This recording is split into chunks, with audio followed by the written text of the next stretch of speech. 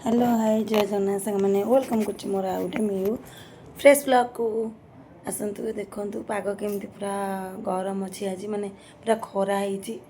तो आज गरम खाया इच्छा हो पखाड़ गोटे गोटे पखाड़ थाली तैयारी करिया देखु ये आलू सीझे नहीं भर्ता परफेक्ट पूरा सीझी जाइए एवं ताको मैश करदे हाथ में मैशर साइज आप मैश करेंगे मैश कर देखो ये आज गोटे नुआ डिश बनैबा मंजा आमको जड़े मंजा देते आज गोटे नुआ उपाय मंजा बनैबा चलते देखिए ये मो मंजा पूरा काटी नहीं ताकू हलदी देकी पूरा धोई नहीं कारण से कला पड़ज ना काटला बेले से पूरा हलदी देकी धोई नहीं मंजा राई खाई मंजा बेसर माने जो बेसर देकी राई करा जाए मंजा मुग डाली पकई तरकारी भी हुए खाई केते प्रकार भी मंजा करती ये किसी शाग नहीं पखाड़ माने शाग ना आम ओडिया मानकर पखाड़ परफेक्ट न हेनी से बैरे किसी शाग होता भाईटा कौ शाग कमेंट कर कहे नहीं यहाँ हूँ कि चाउल बतुरी पिठो करी मंजार से किसी चाउल कंचा लंका रसुण अदा ताक सब बतुरी ये आलू भी चकट नहीं कि आम आई ये बस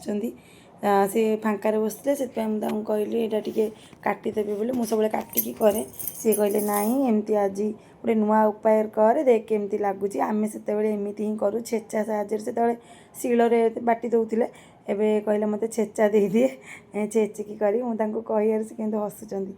देखो ये मोर मंजा छेचा भी होगला ये मुझ सोरिष लंका फुटेदेली पियाज भी भाजिकी काटिकी रखी पकईदेली भाजापी देखो पियाज ये अलमोस्ट हो आसला एवं टमाटो ऐड करदे देखु पियाज भल भाव माने नरम होपर आम आलू को ऐड करदे आलू भर्ता ये बनई पखाड़ गोटे परफेक्टली गोटे गरम भात डाली भजा हो खाइदेव कि पखाड़ चकटा चकटी आलू भर्ता गुड़ा ना भात खायापी इच्छा लगे से किसी आलू सीझे नहीं भर्ता करदेवी देखूँ ये भर्ता करदे बड़ी भी ये घरे ताकू भी भाजी देती मैंने ओडियांकर प्रिय शाग भजार बड़ी पड़ो बड़ी चूरा हम मु भाविली टे बड़ी चूरा करदेवी सिंपल पूरा सिंपली भाव खाद्यटा हम ना से ना टे बड़ी भी चूरा करदे भल लगे खायापी ये देखो परफेक्टली भाव बड़ीटा को भाजी देती देखिए कि सुंदर भाव बड़ी भजा भी होगला तापर टिके तेल देदेली शुक्ला लंका देदेली पियाज भी पकईदेली पियाजटा देखो गोल्डन ब्राउन है जाए ताको भाजीदे आज परफेक्टली गोल्डन ब्राउन होगला मैंने नरम होगला तापर से रखी शाग को काटी काटिकी पकईदेवी देखो ये कमेंट करेंगे ये कौ शाग एक्चुअली यहाँ मदरंगा शाग कहती आपण मैंने आड़े कौन कहती मुझे जानी कि मदरंगा शाग कहती या देहपाई बहुत हेल्दी आम सबुदिन शाग खाइबा कथा जेहेतु आम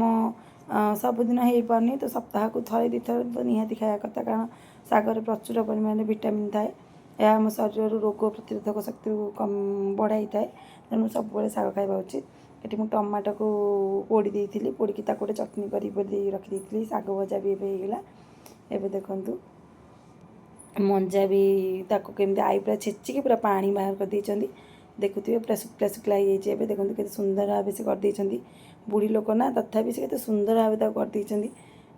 खाया को भी पार्टी भी बाजन दांत ना पार्टी भी बाजन देखो तापर आलू 2-3टा रखी जो सीझे आलू 3टा रखीदी मैंने भल कि पूरा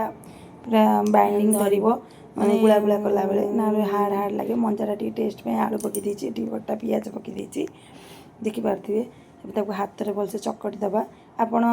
स्पून साहाଯ୍य भी गोल पारे कि हाथ में कले भल भाव में मेस हो चाउल चूना को रखी बाटी देती जो मसला करने को ये रसुण अदा लंका सब दे देती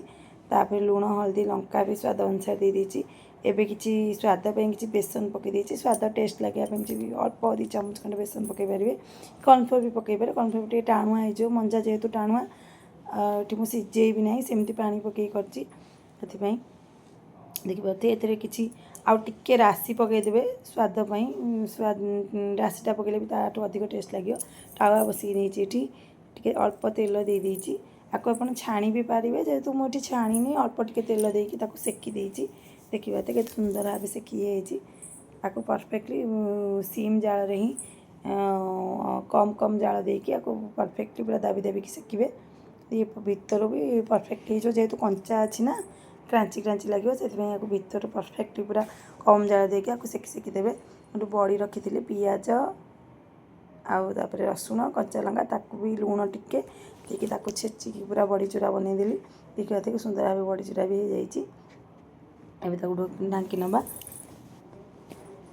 तापर देखते के सुंदर भाव बरा गुड़े प्रस्तुत हो गला आपको आम मंजा पिठू मंजा बड़ा आ कि भी कहीपर गाँ गहली साधारणतः यही रेसीपीटा करती से देखते परफेक्टली पूरा हो जाइए बहुत टेस्टी भी होता देखो केते सुंदर भाव हो चलतु पखाड़ थाली सजेगा देखो ये मंजा नहीं जाइए बड़ी चूरा नहीं जाइए खरा प्रबल होता मुझे पखाड़ खाइबा